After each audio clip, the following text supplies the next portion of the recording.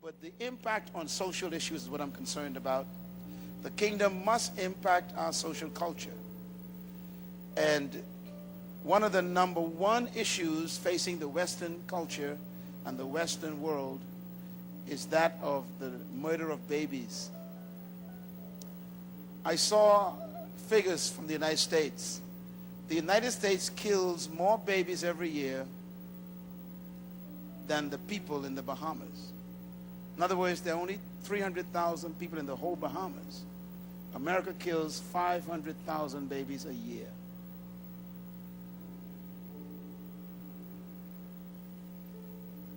So they literally kill the Bahamas and more every year. And they're doing it legally in many states. What a tragedy. What amazes me is that they call themselves a civil society. Sophisticated, cyberspace, technologically sound country, killing children. And most of the murders of children are because of what they call inconvenience.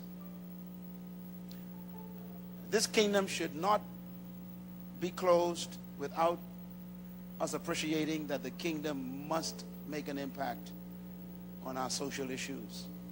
Drug addiction, AIDS, promiscuity, broken homes, divorce, marital problems, child abuse. We have to address these issues as kingdom citizens. We must deal with the issue of homosexuality, the problems that we have with gangs in many countries and cities. The kingdom has the answer to these problems. And we wanted, before the word came today, to give you an opportunity to appreciate why we must deal with the first and I believe most important issue, and that is abortion. Because abortion is the termination of the most precious thing in the world. It's life. A few years ago, I was in California speaking. It's 1991 and 92. And I met a young lady who came to the meeting, didn't know who she was, and she began to share with me. We became acquainted, and she was a businesswoman, still is a businesswoman. She owns one of the largest bridal stores in Los Angeles. She's very successful in her business, but she wasn't satisfied. She had a passion to minister after listening to our ministry on purpose. Since that time, she has become a very important part of God's response to this scourge on society of the murder of babies.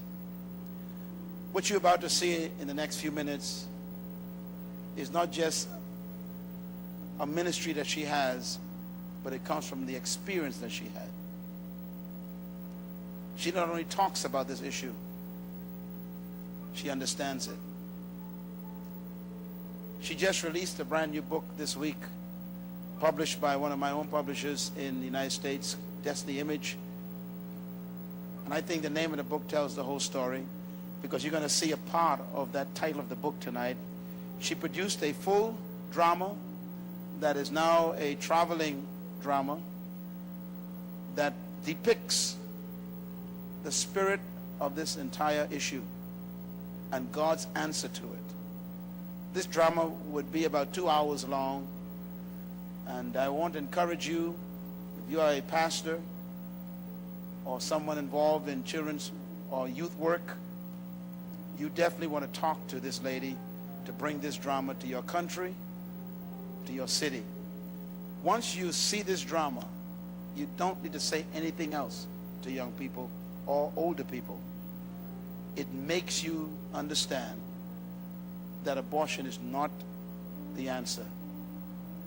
I want you to welcome my daughter, a woman I respect, and she is a businesswoman, but she has a passion for ministry.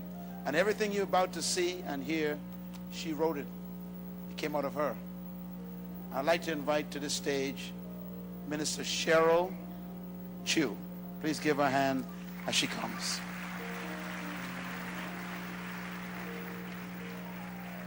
Now that's not a kingdom hand. We want a kingdom hand. This beautiful lady. This is my baby. She looks just like me, doesn't she? Yeah, she's my eldest daughter in California. But I am so grateful. She has been a member of our association for over 7 years. Been involved in what we're doing for 10 years. And every time we go to California, she takes care of us. And I thank you so much for being a blessing.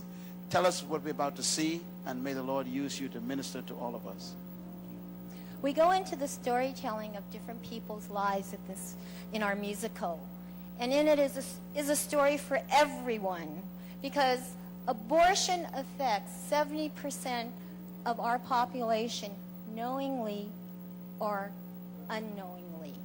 Whether we are the woman who had to make the choice or who was coerced to make the choice, or the male who forced the choice, or even the parents. And in the book and in the musical, we see the consequences of the choice and how it shortcuts people from fulfilling their purpose and destiny in life. Because deep down inside of us, we know that we have taken life, but we thought at the time that we had no other choice. So, through the storytelling and through the music, we hope to change the mindset of the world. The world who has genocide over 450 million babies in the last 10 years. These babies were our future hope, our legacy of our future. They were some of the answers to our world situations and to the cures for mankind. And we ask God, why haven't we had that answer yet for cancer? Or why isn't that problem in the Middle East solved? And he says, I sent the answer to you, but you sent it back too soon to me. And so we, the world, have to wait just a little bit longer to get these problems solved. And so tonight, I invite you to hear the Father's heart. Who am I? I am everywhere, if you look around. I am the living dead caught up in the coffin of my choice. Some of us appear to be well-adjusted, functional, but we are hurting deep down inside of us where no one can see the pain. Then there are a lot of us who are so out of control of our lives, trying every which way to escape the pain of our decision, that we become unfunctional and drop out of society. And as we do so, we are nailing the coffin door shut and pounding it down with our anger, our self-destructive, addictive behavior, and our guilt, causing us to separate from life. What am I to do? Where do I go from here?